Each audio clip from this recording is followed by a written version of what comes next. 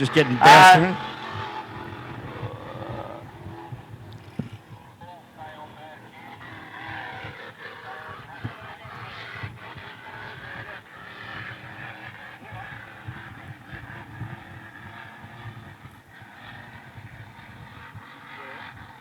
Second boat out on the water is Bad Fusion. White with the green sign writing on board. We're still trying to busily look out and find out who that boat is out there on the water at the moment. Heading down into turn number 2.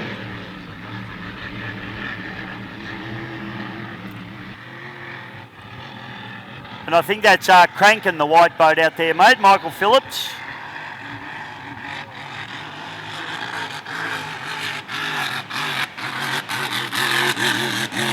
I think you're right, Dave.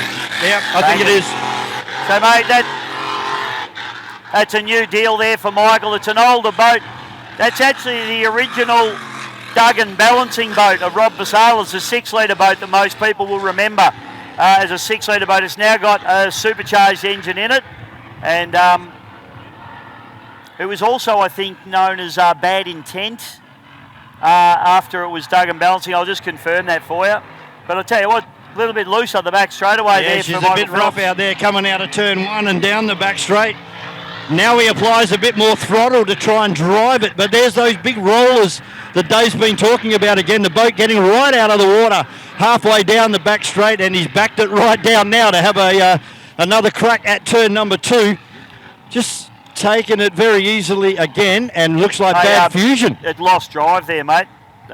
So Bad Fusion, unfortunately, has lost drive. I've got a TBA for the driver of Bad Fusion. If someone could fill me in on who's actually wheeling that boat today. So caution flag out on the course.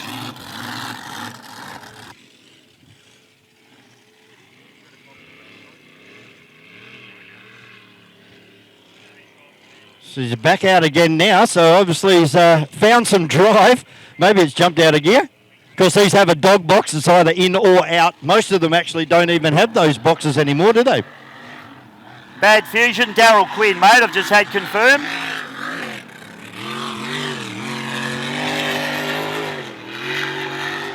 And another runner out there as well.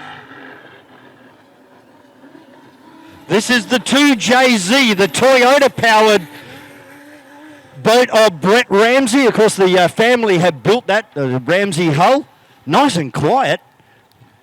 Mate, Brett's been around powerboats and powerboat races his whole life. He's actually been racing a little Nissan car lately, a Sylvia. And it's great to have him back in the boat. So he's going to get a bit more beaten up than he will on the racetrack out there today, I can tell you. Well, I hope he's not waiting for the racetrack to rubber up like we were last year. It's not going to happen, but gee, that sounds really tough as he screams down into turn number 2.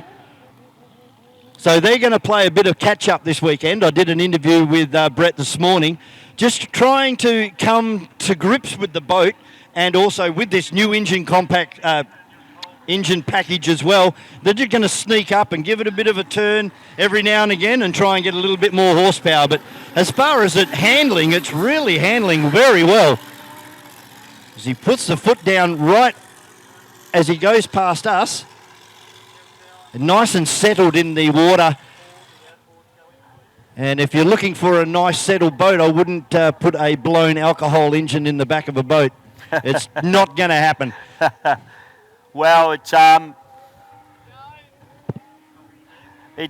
looking pretty good down the back straightaway, actually, mate, and it actually is looking quite settled. Now, obviously, with these 6-cylinder engines, they're actually a lot lighter, which in some ways in this type of water isn't your friend because the boat, hasn't got that weight to just hold it down in the water, but in a lot of other ways, I mean, it looks really well balanced. And just watching it come down the back straight there, Brett doing a really nice job, running it pretty hard. And like a bullet across the top of the water, isn't it? It does look really good.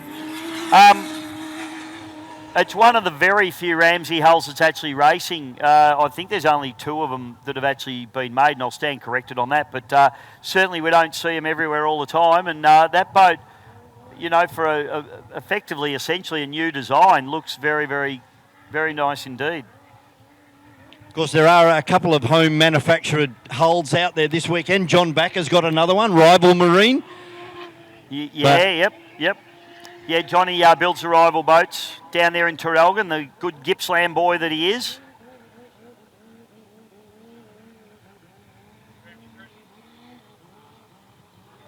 Yeah, just a little bit unfortunate that we don't have Chris Hearn with us here this weekend in the red taxi. That's a Ford Barra turbocharged powerboat. And it would have been good to see two of the 6 cylinders go head-to-head. Yeah, it would have. It's a shame they had a big engine failure with the Barra, which is very unusual. The Barras, they're usually very, very bulletproof. But, hey, you push anything hard enough, you can break them. So, unfortunately, an explicit, oh, my God.